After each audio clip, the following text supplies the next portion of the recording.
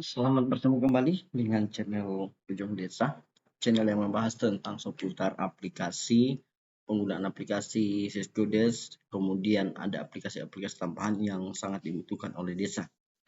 Jangan lupa channel ini di-subscribe, di-like, di-share, dan di-komen agar channel ini dapat berkembang dan kami dapat berbagi informasi tentang layanan-layanan yang dibutuhkan oleh desa. Baik, pada video kali ini saya akan membagikan video tutorial bagaimana caranya mengoperasikan aplikasi Syscodes versi 209 Syscodes Online tahun 2026. Ya, sekali lagi berbeda dengan Syscodes Offline yang selama ini kita kerja, Syscodes 2025 utamanya. Dia belum fiturnya belum banyak, fiturnya belum bertambah, kemudian cara kerjanya juga ya, jauh berbeda. Fitur yang bertambah salah satunya adalah tentang rekening bank desa dan rekening kas desa. Sebelum kita menginput di penganggaran atau menginput yang lain, terlebih dahulu kita harus menginput rekening kas desa.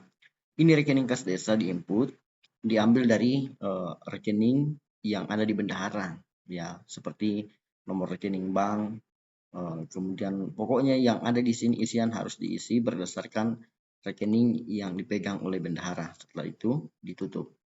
Nah, selanjutnya kita masuk dalam rekening perangkat desa. Nah, ini yang perlu kita ketahui bahwa apabila perangkat desa tidak diinput nomor rekeningnya di sini, maka pada saat kita melakukan transaksi nanti, saat kita melakukan SPJ, kita tidak bisa melakukannya kalau pembayaran siltap tidak bisa direalisasi kalau tidak diinput di sini. Jadi ini wajib diinput semua, mulai dari sekretaris desa sampai kepala dusun, kemudian ketua RW, berikut juga ke bawah BPD harus diinput semua, mulai dari nomor NIK-nya, ini nomor induk perangkat desa dikosongkan saja, nama, alamat, jenis jabatan, kemudian nama jabatannya, kode bank, ini semua harus diisi.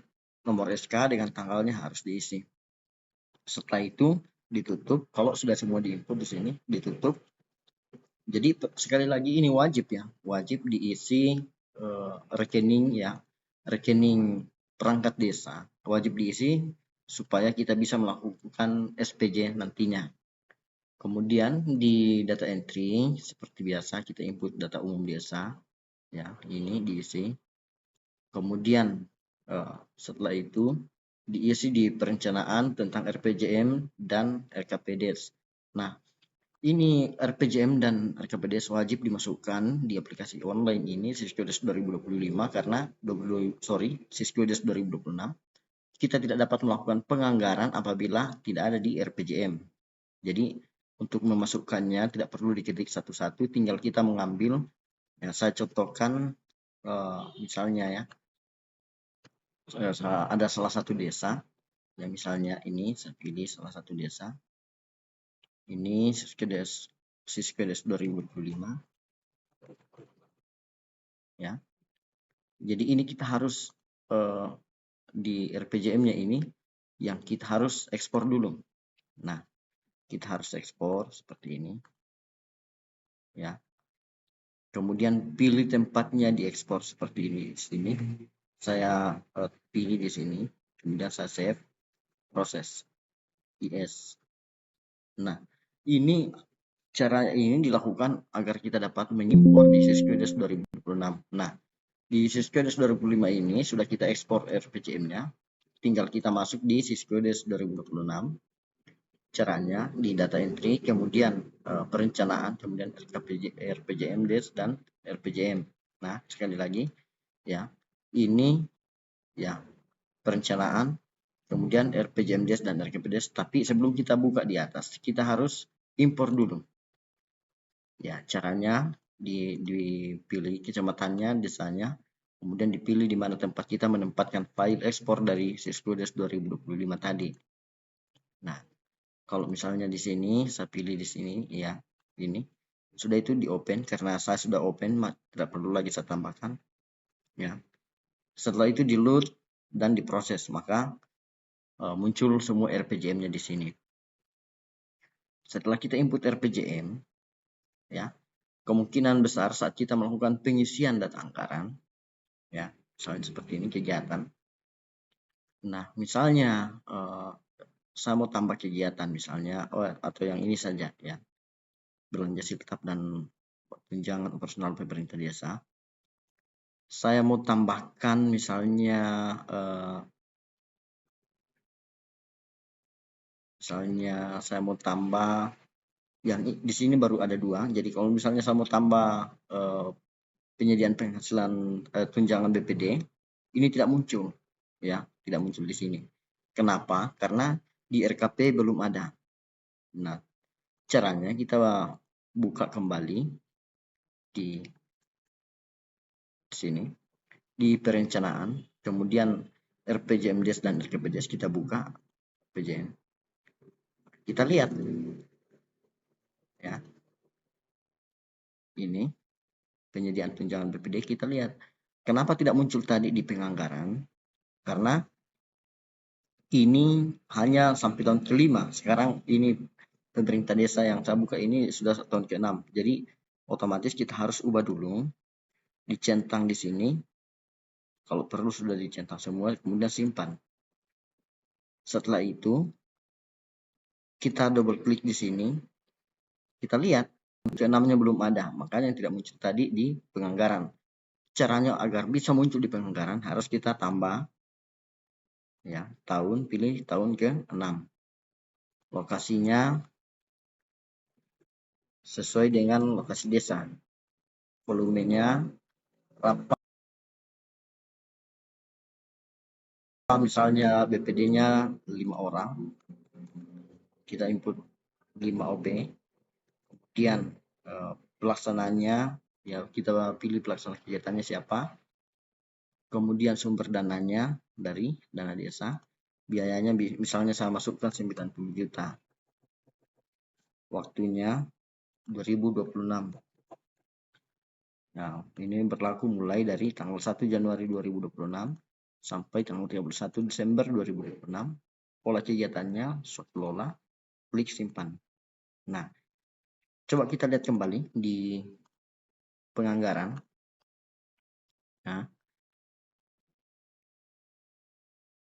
Nah, saat kita mau tambah, nah ini sudah muncul. Tadi hanya penghasilan tetap dan tunjangan kepala desa dan perangkat desa. Sekarang sudah ada penyediaan tunjangan BPD. Nah, itulah sehingga kadang saat kita menyebut tidak muncul kode rekeningnya di sini, tidak muncul. Kenapa? Karena belum ada di RPJM. Maka caranya seperti itu tadi, kita harus tambah dulu di RPJM kegiatannya, baru bisa muncul di penganggaran, ya, di kegiatan. Kemudian akan muncul di sini ketika sudah diinput di RPJM. Misalnya penghasilan tetap dan tunjangan kepala desa, saya pilih dulu. Nah, ini karena sudah terintegrasi dan tersedia di RPJM sehingga bisa kita pilih. Nah, kita pilih seperti biasa, ya. Satuannya ini berapa? Misalnya karena satu orang berarti 12 bulan, 12 OB. Pagunya 120, oke lah. Kemudian paket kegiatannya, penyediaan siltap. Kemudian di nilainya berapa, ya, misalnya gajinya perangkat desa berapa,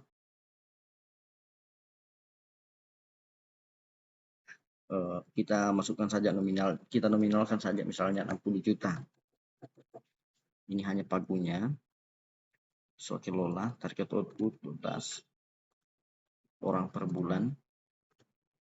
Kemudian ini kita pilih menjadi ADD, ini diingat. Kemudian taggingnya kita tambah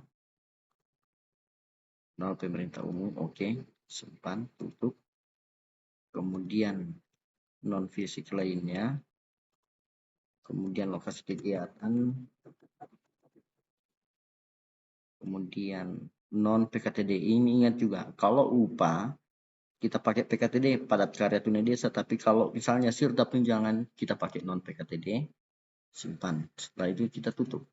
Nah, karena kita sudah input penyediaan penghasilan tetap dan tunjangan kepala desa, yang kita input tadi baru penyediaan penghasilan tetap kepala desa, maka saat kita belanjakan, yang harus kita belanja hanya penghasilan tetap, karena tadi kita input hanya penyediaan siltap, penghasilan tetap dan penghasilan tetap, belum ada tunjangannya. Nah, kita tambah belanja pegawai, penghasilan tetap dan tunjangan kepala desa. Kita pilih penghasilan tetap kepala desa, simpan. Kita buat ke bawah, kita tambah, kemudian rinci berapa penghasilannya per bulan.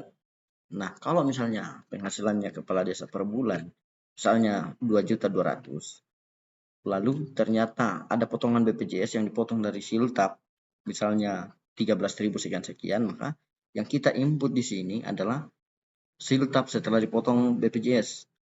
Ya, ingat siltap setelah dipotong BPJS, input di harga satuannya. Misalnya siltapnya 2 juta satu bulan, BPJS-nya misalnya 50.000 per bulan. Maka yang kita harus input di sini adalah 1.950.000, bukan lagi total keseluruhan dari siltapnya, tapi yang sudah dipotong dari BPJS. Nah, begitu juga dengan yang ada di rekening bank desa, ya, rekening perangkat desa, Ini siltap yang harus kita isikan di sini. Siltap per bulannya adalah siltap setelah dipotong BPJS atau dipotong sangkutan-sangkutan lainnya yang sah.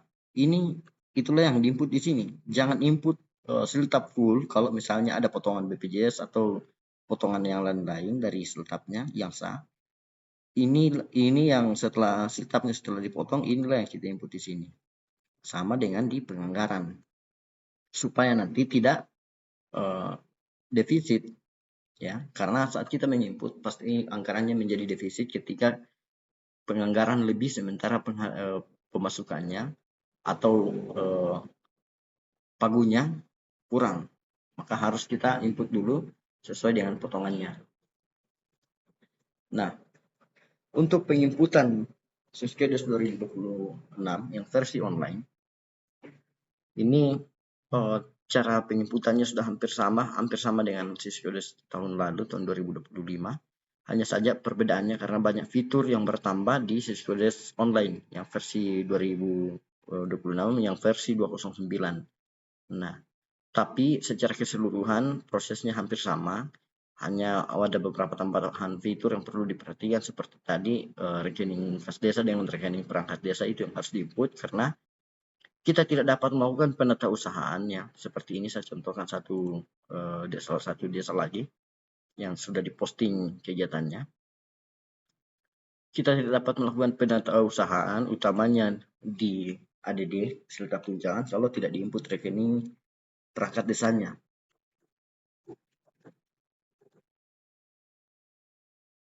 Ya.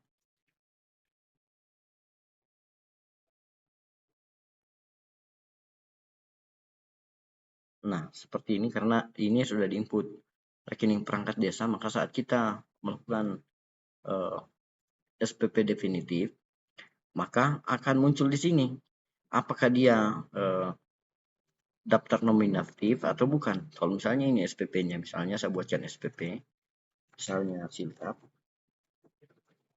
Nah, ini kalau dia daftar nominatif, maka dia akan muncul ya, draftnya daftar nominatifnya akan muncul. Ya, coba kita lihat ya. Daftar nominatif akan muncul di sini. Ya, akan muncul di sini apabila sudah kita input di penganggaran. Ya, sudah kita input di rekening kas desa. Kalau misalnya tidak diinput di daftar nominatif, maka ini tidak muncul seperti ini. Ya. Tapi ketika kita input di daftar nominatif, maka ketika diinput di rekeningnya muncul diinput di sini, maka daftar nominatifnya juga akan muncul saat kita melakukan SPJ khususnya siltap dan tunjangan. Nah, itulah perbedaannya kenapa harus diinput nomor rekeningnya ya.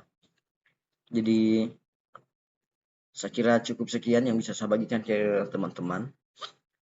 Kiranya kalau misalnya ada yang ingin ditanyakan atau ada yang perlu dikomunikasikan, silakan tinggalkan pesan di kolom komentar. Nah, misalnya seperti ini tadi ya.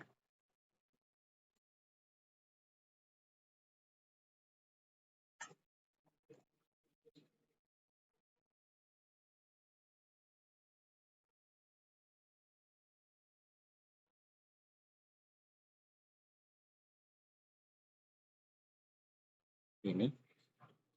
Nah, ini cara meng-SPJK-nya nanti berbeda karena ini diberikan per bulan. Nah, ini karena kita input di kode rekeningnya, maka ini muncul. Seandainya tidak diinput, maka tidak akan muncul di sini. Ya. Tidak akan muncul di sini. Kalau memang kita tidak input. Ya. Tapi kalau misalnya kita input, maka akan muncul di sini. Oke, cukup sekian teman-teman. Jangan lupa like, subscribe videonya, kemudian bagikan.